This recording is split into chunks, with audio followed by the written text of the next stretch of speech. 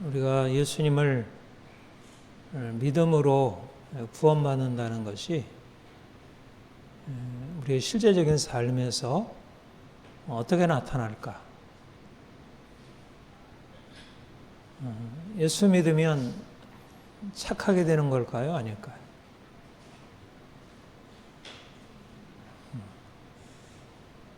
예수 믿으면 착하게 됩니까? 아닙니까?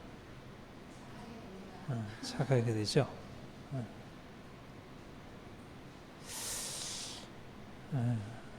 근데 이제 우리가 예수 믿으면 착하게 된다는 것에 대해서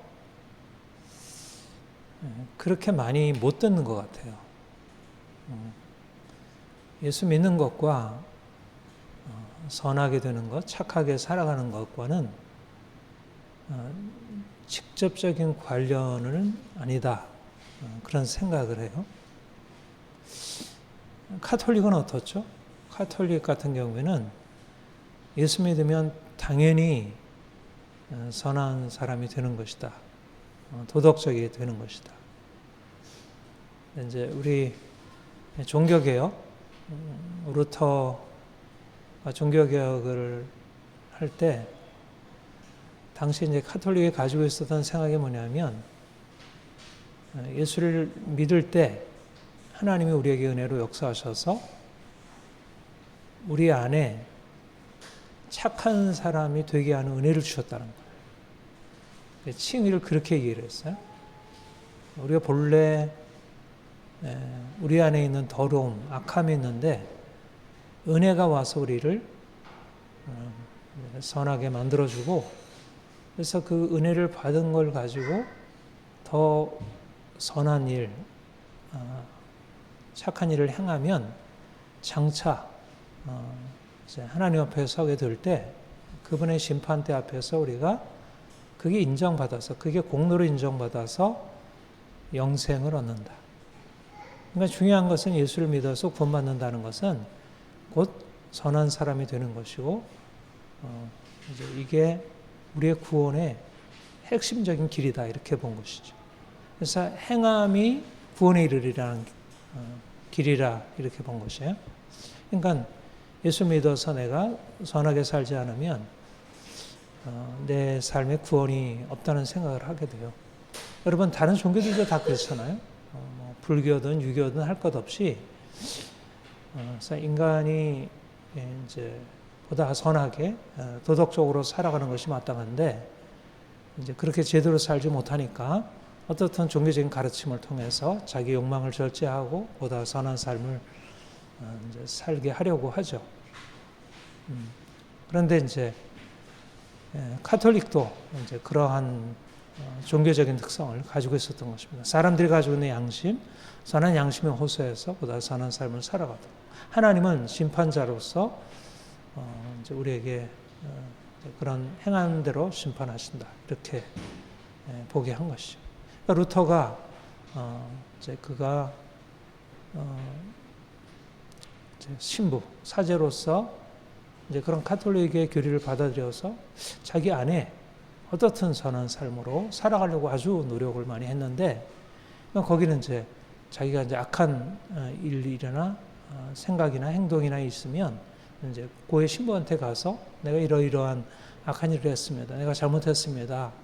그래서 이제 신부가 그것을 대신 하나님께 용서를 구하면 하나님이 용서해 주시고. 그러니까 루터는 어떻든 말씀을 읽으면서 하나님이 나에게 이런 걸 원하시는구나. 근데 자기 안에 이제까지 아무리 노력해도 바꿀 수 없는 어떤 죄악된 것이 계속 올라오는 것을 느끼게 되고 그래서 그가 말씀에서 하나님이 나에게 요구하시는 그 뜻대로 살아간다는 게 너무 이제 힘들고 그래서 나중에 그가 고백하기를 하나님이 자기를 행한 대로 심판하신다는 이 정의 하나님이라는 사실이 너무 화가 나고 너무 싫고 그렇게 이제 받아들였다고 생각을 했어요. 그런데 그가 성경을 통해서 하나님이 그런 분이 아니라는 사실을 깨닫게 됩니다.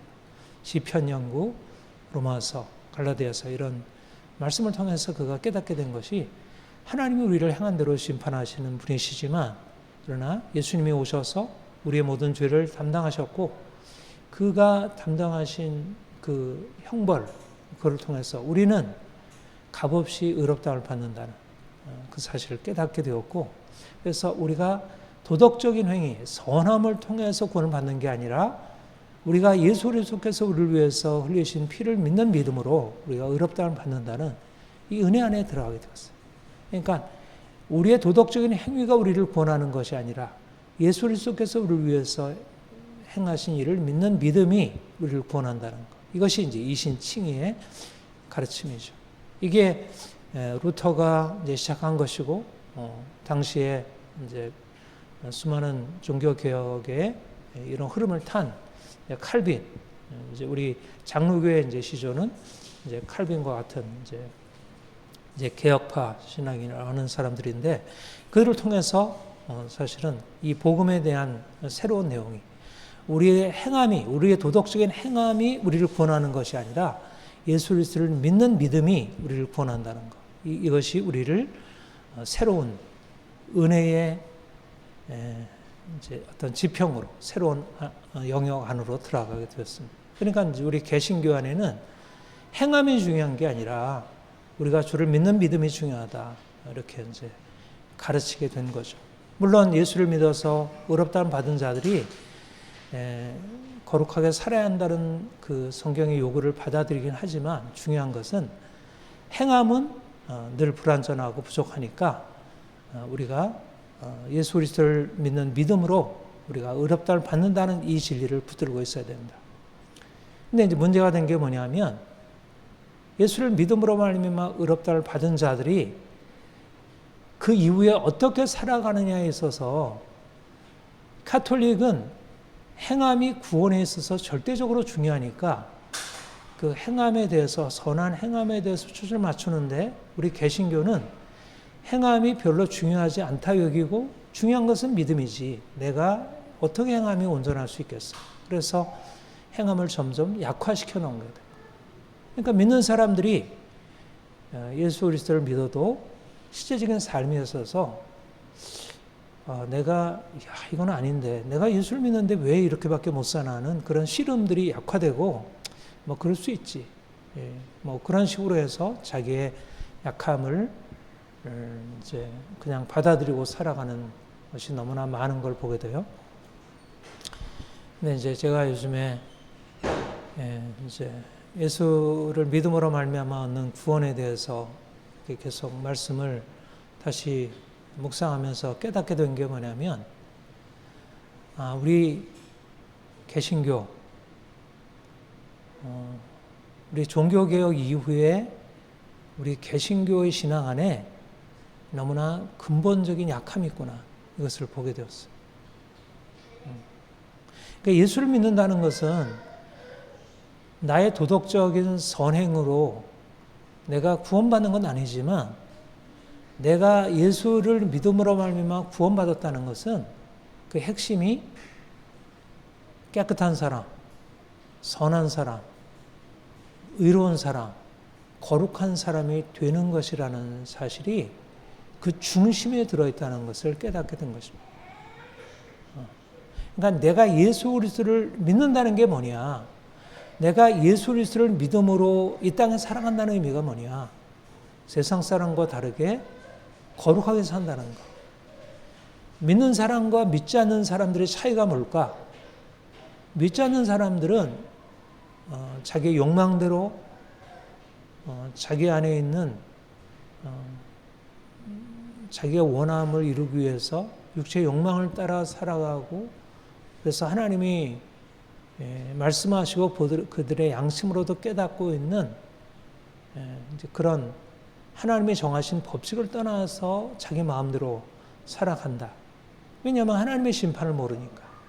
근데 믿는 사람들은 예수를 통해서 내가 죄인임을 깨닫고 예수 그리스도 안에서 내가 죄 용서받아서 구원받아. 이것이 이제 새로운 구원의 출발이지만, 그러나 구원받은 이후에 우리의 삶에 기본적인 변화가 뭐냐면, 이전에 살았던 삶과는 근본적으로 달라지는 인생을 살게 된다는 거예요. 근데 내가 예수 그리스도를 믿은 이후에 내 삶에 변화가 없다면, 내가 정말 주님 안에서의 삶의 변화의 추구가 없다면 그것은 제대로 믿는 것일 수 없다는 거예요. 예수 그리스도께서 이 땅에 오신 목적이 뭘까? 그리스도께서 우리를 위해서 피 흘리시고 그가 그 엄청난 고난을 받으신 이유가 뭘까? 바로 우리를 죄의 형벌에서 우리를 건지실 뿐 아니라 우리를 죄에서 건지셔서 하나님의 사람으로 우리를 바꾸시고 정말 예수님을 닮은 사람, 정말 선하고 흠이 없는 사람으로 우리를 바꾸시려고 그렇게 행하신 것이구나. 그것을 제가 분명하게 보게 되었어요. 여러분, 구약의 율법을 보면 어떻죠? 율법을 보면 하나님이 얼마나 이스라엘 백성들에게, 유다 백성들에게 말씀대로 의롭게 선하게 살도록 요구하시는지 이게 보통이 아니잖아요. 우리가 이제 오늘 아침 큐티의 내용 예레미야서 굉장히 길게 했죠. 근데 예레미야만이 아니라 모든 선지자들의 주된 것이 뭐죠? 하나님은 정의로 심판하시는 분이라. 하나님은 이스라엘 백성들을 애굽에서 건져내신 이후에 그들을 사랑으로 인도하시는 분이에요. 그들에게 가나안의 땅에 축복을 주시는 분이에요. 근데 이스라엘 백성들의 역사를 바라보게 되면 하나님이 이스라엘 백성들을 사랑하신다는 게 이해가 잘 안 돼요. 어때요? 이스라엘 백성들을 사랑하신다는 개념이 어떠하죠? 그들을 수많은 고통과 그런 슬픔, 애통, 눈물로 그들을 그야말로 쳐넣는 거예요. 사실 이스라엘 백성들이 행하고 있는 그 죄악이 이방 백성들에 비해서 그렇게 악하게 보이지 않을 수 있잖아요.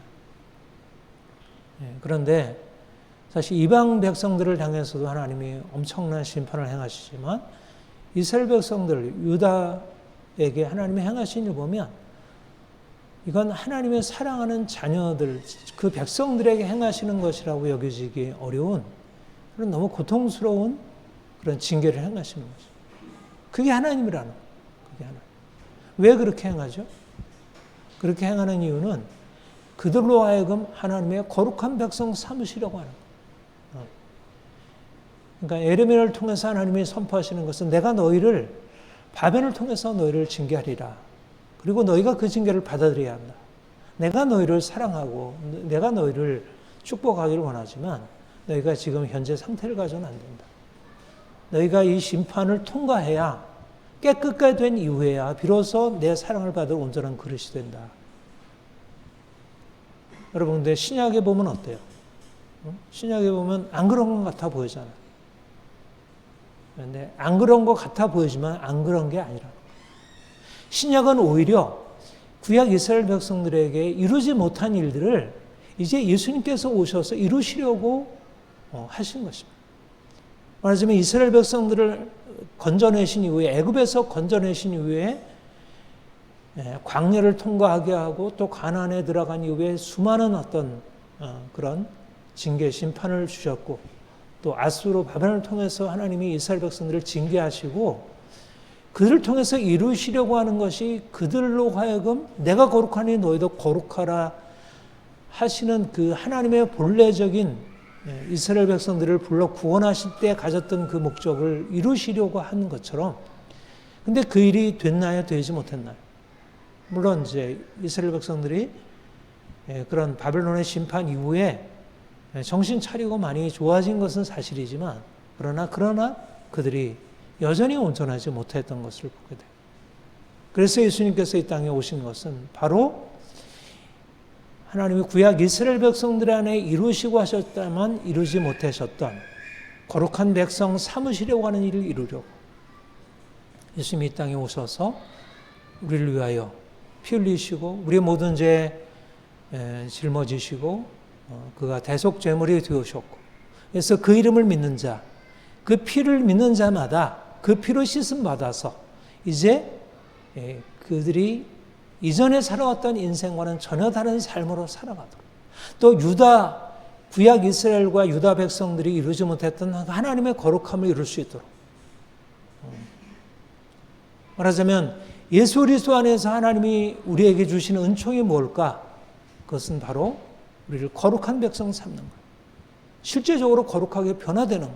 죄를 용서하는 것뿐만 아니라 우리를 실질적으로 거룩하게 변화시키는 것입니다. 죄를 용서하는 것은 거룩하게 하시기 위한 첫 번째 단계이고, 말하자면 탕자가 죄악 가운데 행했을 때 돌아왔을 때 그를 받아들이고 그의 모든 죄 용서하고 그를 위하여 살진소 잡고 큰 잔치를 벌이고 죽었던 아들이 돌아왔다 이렇게 기뻐하듯이, 그렇게 죄인이 죽게 돌아와서 죄 용서함을 받고 그 이후에 우리의 삶 가운데 놀라운, 정말 이제까지 우리가 살아보지 못한 삶으로, 예수님이 이 땅에 사셨던 그 아름다운 삶으로 우리를 바꾸시려고 행하신 것입니다. 이것이 바로 사도 바울이 다메섹 도상에서 주님을 만난 이후에 깨닫게 된 거예요. 사도 바울이 다메섹 도상에서 깨닫게 된 게 무엇일까? 율법으로는 인간이 안 되는구나. 율법을 아무리 지켜 행해도 인간은 그 행위를 지켜 행할 수 없구나. 그래서 예수님께서 우리가 할 수 없는 걸 아시고 이제 대신 우리를 위해서 죽으시고, 깨끗하게 살지 못해도, 너희가 온전하게 살지 못해도 내가 너희를 용서해 줄게. 그래서 우리를 덮어주시기 위해서 십자가 지셨구나. 그런 것일까요? 그렇지 않다. 근데 많은 크리스찬들이 이렇게 생각하고 있는 거예요. 구약의 이스라엘 백성들에게 하나님께서 율법을 주셔서 그들이 율법에 따라 살도록 요구하셨는데 그들이 율법을 따라 행하지 못할 때 하나님께서 엄정하게 심판하셨다. 그런데 이제 예수님께서 오셔서 우리를 위해 십자가 지신 것은 아무리 인간은 율법을 따라 선하게 행하려고 해도 행할 수 없음을 알기 때문에 예수님이 우리를 위해서 십자가 지시고, 우리가 죄를 져도 경건치 아니한 자를 그냥 믿기만 하면 용서해 주시고 우리를 덮어주시는 은혜를 위해서, 우리를 위해서 죽으신 거야. 그래서 의롭다함을 받는 거야. 그런데 우리가 예수를 믿고 나서 물론 거룩하게 살려고 노력은 해야지. 그러나 인간이 어떻게 거룩하게 되겠어? 인간은 그렇게 거룩하게 될 수 없고, 단지 우리가 의지할 수 있는 것은 십자가의 은혜로 용서받는 게 전부야. 그게 아니라, 이거는 예수 그리스도의 복음의 반쪽 복음이라. 예수님께서 우리의 죄로 말미암아 우리가 심판 아래 처해 있고 우리가 저주받아 놓여 있는 것을 아시고 우리를 위해서 십자가 지셨고, 우리의 죄를 위하여 십자가 지셨고, 그가 우리를 위해서 흘리신 피를 믿는 자들에게 그 저주로부터 우리를 건져주시고, 우리를 정죄에서 건져주시고, 우리를 의롭다 하시고, 괜찮다 하시고, 그래서 우리를 자유케 하셔요. 그러나 거기가 끝이 아니라, 그거는 시작이지. 이제 우리를 살려주신 거지. 죄악된 삶에서, 저주 아래 살던 삶에서 이제 벗어나게 하시는 새로운 은혜가 우리에게 시작된 거지. 그 다음부터가 이제 본론이 본격적으로 시작된 거야. 그게 거룩함에 이르는 삶에, 칭의는 말하자면 거룩함에 이르기 위한 삶의 출발점이 생겼다는 거야.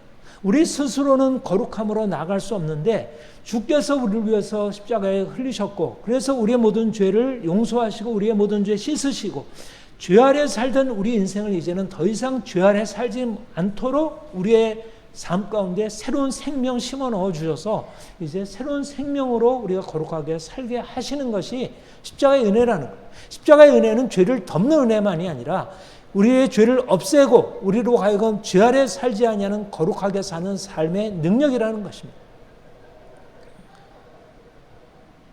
그러니까 예수를 믿어서 죄 용서함 받은 사람들이, 우리는 이제 새로운 길을 알았어. 죄를 짓고 완벽하게 행해가지고 하나님이 우리를 인정해 주시는 길이 아니고, 죄를 져도 하나님께 나가면 그냥 용서해 주시고 우리를 덮어주시는 사랑의 하나님 만나서 이제는 우리가 그렇게 애쓰지 않아도, 힘쓰지 않아도 돼. 하나님이 다 하신 건데 왜 우리가 네가 힘쓰려고 애쓰려고 해. 근데 하나님이 하시는 게 아니라 우리가 하는 게 아니라 하나님이 하셨다는 말을 그렇게 이해를 해서는 안 된다는 거예요. 내가 할 수 없는 일을 하나님이 하셨다. 그러면 우리는 안 해도 된다가 아니라 하나님이 하셨다는 것은 우리 죄를 용서하시고 우리 죄를 씻으시고 이제는 우리로 하여금 더 이상 죄 아래 살지 않게 하시는 은혜가 우리에게 시작이 되었다는 거예요. 이게 하나님이 하신 거예요. 하나님이 하신 것은 우리를 이제는 죄인으로 살게 하는 게 아니라 의인으로, 우리를 더러운 부패한 자로 살게 하는 게 아니라 거룩한 자로 살게 하시는 은혜가 우리에게 주어져 있다는 거죠. 예, 본문에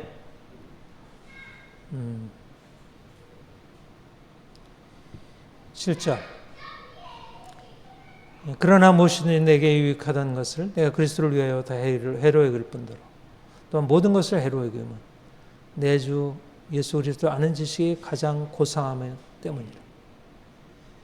그가 이전에 자기가 할례 받은 것 자랑하고 율법의 의로 흠이 없는 것을 자랑을 했어. 그런데 그리스도를 만난 후에 그가 할례자, 바리새인, 율법의 의로 흠이 없는 것, 그 모든 것이 아무것도 아니고 그에게 오히려 해가 됨을 깨닫게 되었어요. 예수 그리스도, 그분을 아는 지식, 이것이 가장 귀한 것을 알게 되었어요.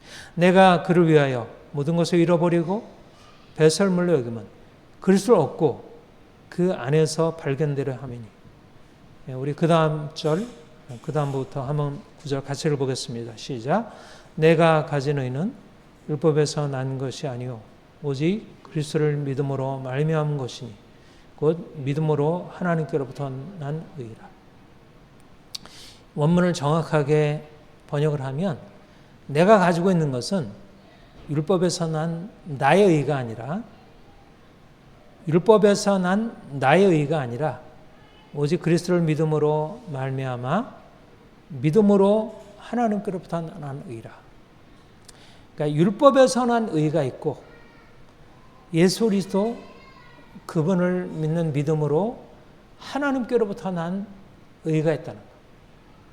그러니까 바울이 주님 만나기 전에는 뭘 추구했냐면 율법을 지켜 행하면 그가 하나님 앞에서 인정받을 수 있다고 생각했어요. 율법에서 이것들을 행하라. 그래서 십계명도 말씀하시고 또 여러 이것을 먹으라, 이것을 먹지 말아라, 안식일을 지켜라, 절기를 지켜라 이것저것을 명하셨을 때 바울은 어려서부터 율법을 배우고 철저히 율법을 준행함으로써 하나님 앞에 의인으로 서려고 했어요. 성경은 너희가 율법을 따라 행하면, 율법을 지켜 행하면 내가 너희를 복주고 너희에게 상 주리라. 이렇게 말씀하셨으니까 사도 바울은 어려서부터 율법을 교육받고 그렇게 살려고 했었죠. 그리고 스스로 자기는 그렇게 살았다고 생각을 했어요. 율법의 의로는 흠이 없다고 생각했어요. 그런데 주님 만난 이후에 그가 깨닫게 된 것은 자기가 율법의 의로 흠이 없는 자가 아니라는 사실이었어요.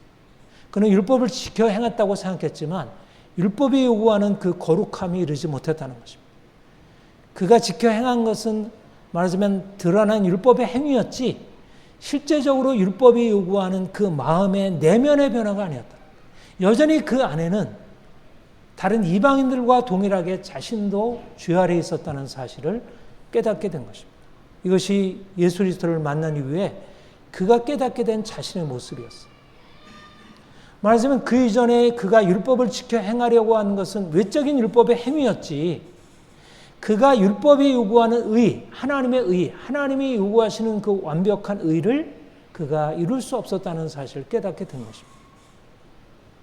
그리고 이제 부활하신 주님 만난 뒤에 그가 발견한 것은 뭐냐면 예수 그리스도 그분이 우리를 위하여 십자가 지시고 그가 우리를 위하여 우리의 모든 죄를 다 담당하시로 말미암아 우리가 지은 모든 죄에 대해서 그가 우리의 모든 죄를 담당하심으로 비로소 죄인된 자들이 그 죄의 형벌에서부터 벗어나 하나님의 은혜 안으로 들어갈 수 있는 비로소 은혜의 길이 그분에게 열렸다는 사실.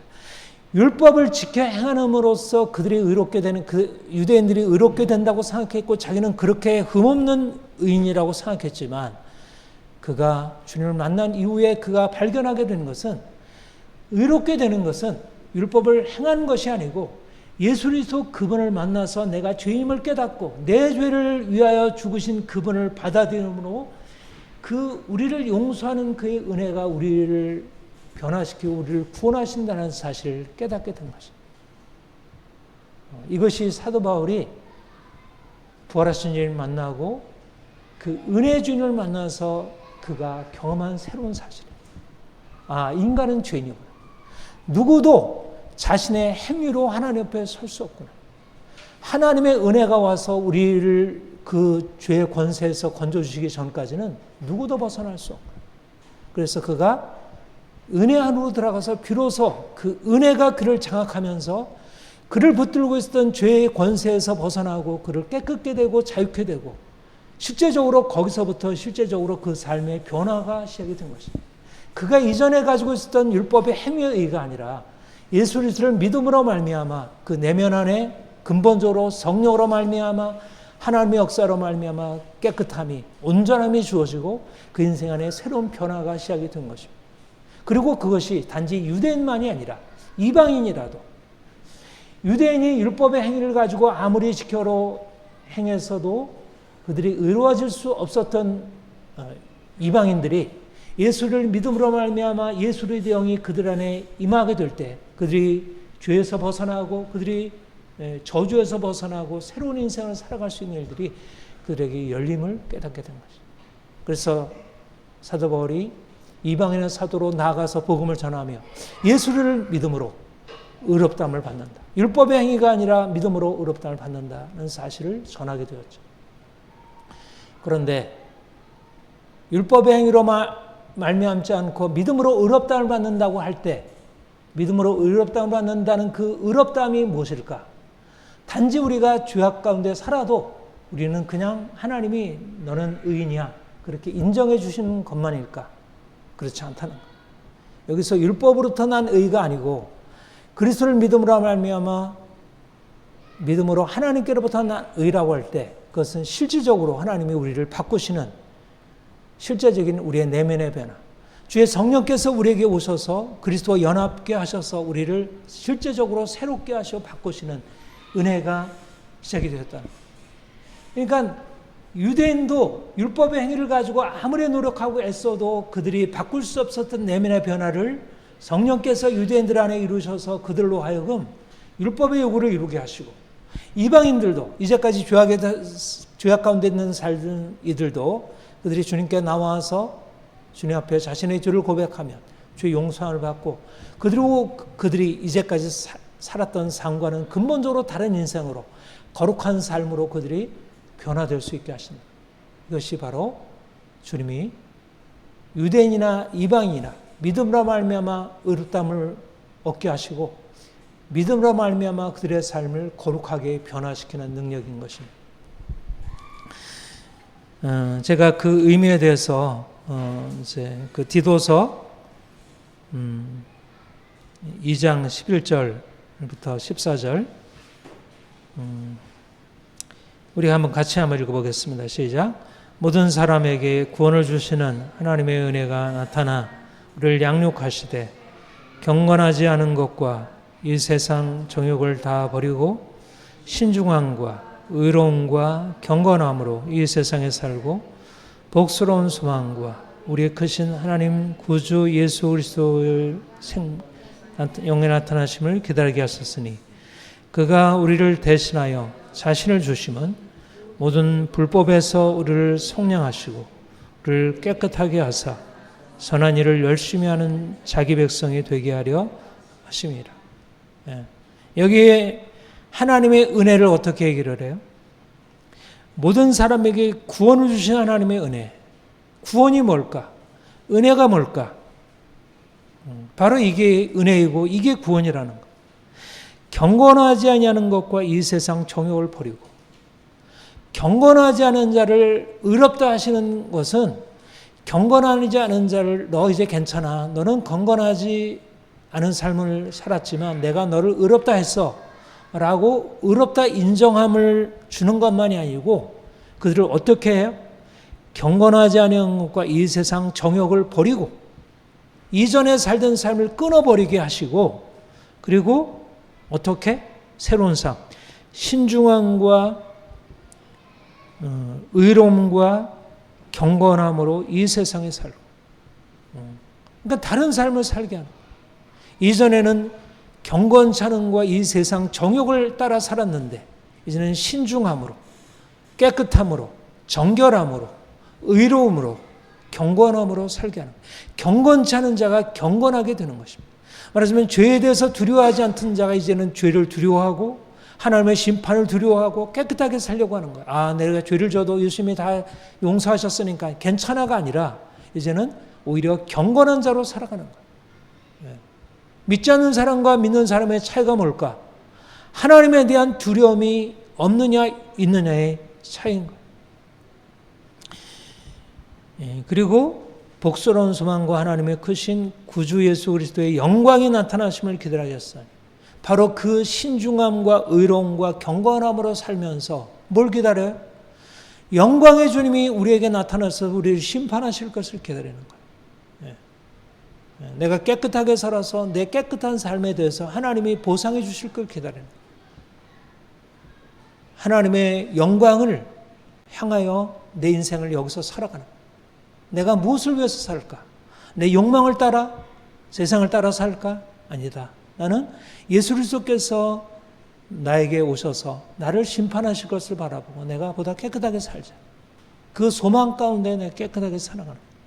그가 우리를 대신하여 자신을 주시면, 예수님이 우리를 위하여 십자가에 못 박혀 죽으신 목적이 뭐라고요?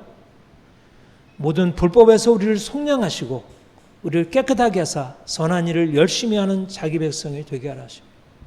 예수님이 십자가에 죽으신 목적이 뭐냐면 우리 죄를 용서하시고 우리는 다시 죄 없다 하시는 칭의 은혜만이 아니라 실질적으로 우리를 거룩하게 하셔서 우리를 변화된 삶, 깨끗한 삶, 선한 일을 열심히 행하는 그런 하나님의 백성 되게 하시기 위해서 그가 죽으셨다는 것입니다. 이게 하나님의 은혜이고 이게 하나님의 구원이에요.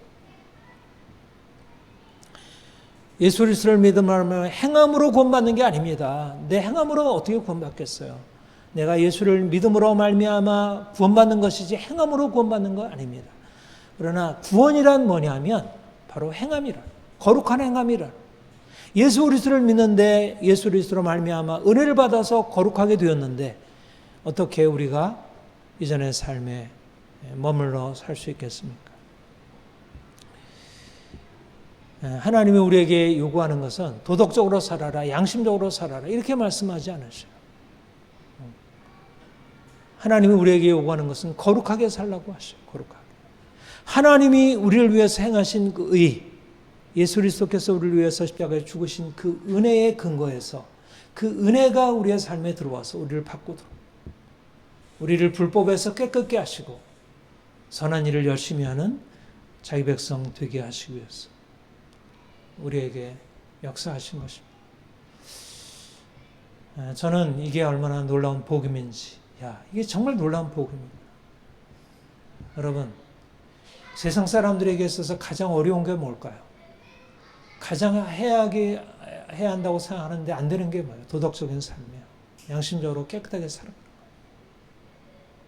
거예요. 모든 종교들이 그것을 추구해 왔고, 그러나 인간은 아무리 해도 도덕적으로 될 수 없어요. 예수님은 우리에게 도덕적으로 되라고 하신 않으셔요. 그러나 예수께서 우리에게 오셔서 우리를 거룩하게 바꾸시고 우리를 온전케 하셔요. 요즘 세상이 너무 이상하게 되고 있어요. 너무 도덕이 다 사라지고 법이 사라지고 너무나 사람들이 진짜 이게 양심이 화인 맞는다는 화인. 도덕적 판단력을 다 잃어버리고 자기 욕망에 따라 살아가면서도 전혀 부끄러워할 줄 모르는 세상이 되고 있습니다. 주님이 우리에게 오셔서 행하신 일이 뭘까? 유대인들이 율법의 행위를 통해서 이루려고 했던 그 의를, 그들이 이룰 수 없던 의를 이제 예수 그리스도 안에서 하나님의 은혜로 말미암아 하나님께로부터 난 의, 죄인을 의인으로 바꾸시는 실질적인 변화를 우리에게 행하신 것입니다. 우리가 믿음으로 말미암아 의롭게 되고 이제 새로운 변화의 삶을 살 수 있게 되었습니다. 우리가 예수를 믿음으로 주님이 우리에게 행하신 놀라운 변화가 우리의 매일매일의 삶에 체험되도록, 우리가 이제까지는 죄악 가운데 살았지만, 우리가 더러운 가운데 행했지만, 그러나 이제 예수 그리스도께서 우리 안에 들어오셔서 행하신 그 은혜를 힘입어 우리의 매일매일의 삶에 하나님의 거룩함이 이루어지도록, 그래서 정말 아름다운 빛이 우리를 통해서 흘러나가기를, 그래서 수많은 사람들이 이 빛 가운데로 나올 수 있기를 소망합니다. 기도하겠습니다. 하나님 아버지, 우리가